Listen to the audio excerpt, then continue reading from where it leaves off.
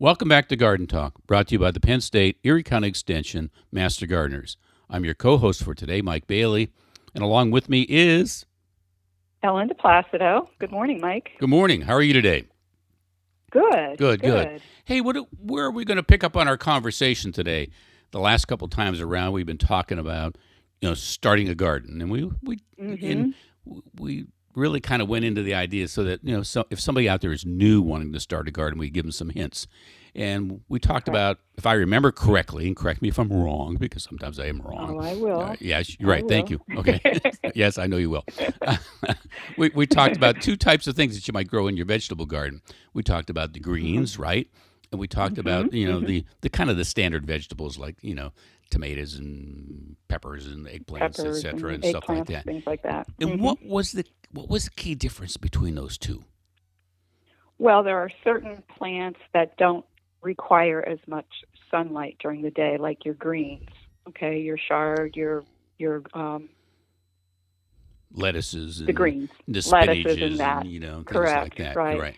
But Yes. then you have your other plants like your tomatoes and your peppers and your eggplants that need at least 6 to 8.5, 9 hours of good sunlight every day. Yeah, you're right. More towards that 8 to 9 hours as opposed to the 6. Right. While those other Right. ones, it's in more of the 4 or 5 hour per range. Right. And when we talk about sunshine, we're talking about a certain time of day, aren't we?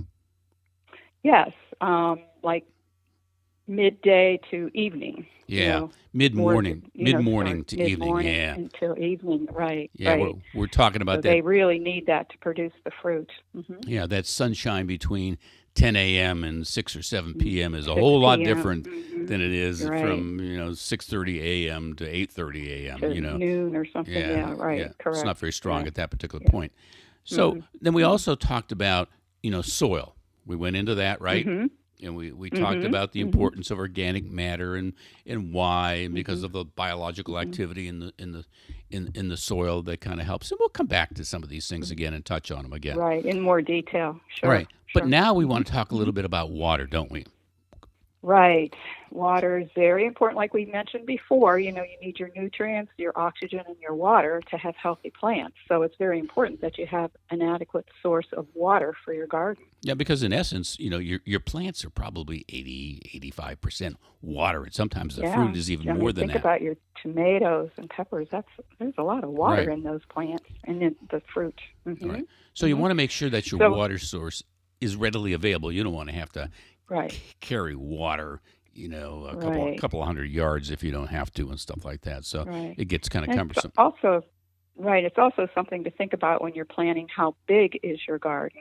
How big do you want to make this garden? If you don't have a water source close by and you figure, well, I'm going to have to carry water, you want to make sure that you don't set yourself up for failure and plan your garden to be too big. Yeah, because no matter how wet it is in the spring, like it is now, the garden will dry out, okay? It dries out. In July and parts of August, et cetera, in particular, right. where you really need to have some supplemental moisture available. And the one key thing that we're going to emphasize about watering your plants over and over and over and over again is what, Ellen?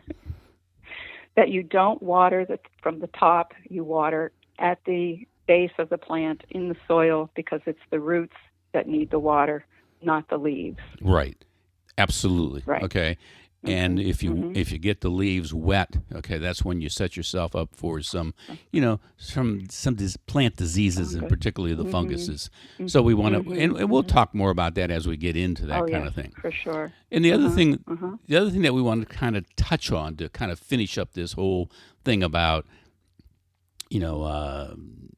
well, I guess it's really not going to finish it either, because we're going to go on to something else. It's about planning for your garden. Is you got to plan a little bit for pest control, don't you? Right. Make sure you have a plan, and we're not just talking about insects and rabbits and squirrels, but we could be talking about groundhogs. And we could be talking about deer. If you live out in the country and you plant this beautiful garden and you don't protect your garden from the deer and the other larger animals, then you might wake up one morning and not have a garden anymore. Yeah, you're right. I mean, they can really Yeah. wreak havoc. Of course, anybody who's Right. has any bit of out in the country in any way, shape, or form knows the damage Right. that deer can do and Mhm. how much damage they can do Mhm. in a very short period of time. The same thing with Mhm. rabbits, okay? And Mhm. we're populated with rabbits throughout the city here. And same things Right. with Mhm. raccoons and possums and woodchucks, etc., Mhm. and stuff like that. Right. They can do a lot of damage to your garden in short order. Mhm. So Mhm. so take that into consideration. Um, we ended up putting a fence around our garden a number of Right. years ago, Mhm. just because we got tired of growing the garden and all of a sudden waking up one morning and it's gone. It's all Yeah, gone. Mhm. Mhm. and Mhm.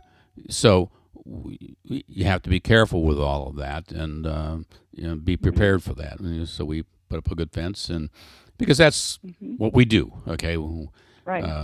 we don't do a lot of other things, but we bit the bullet and said, okay, let's go through the expense of Putting putting a up the nice fence. fence around the garden because Right. we enjoyed Right. the produce and we enjoyed the activity in the garden. Right.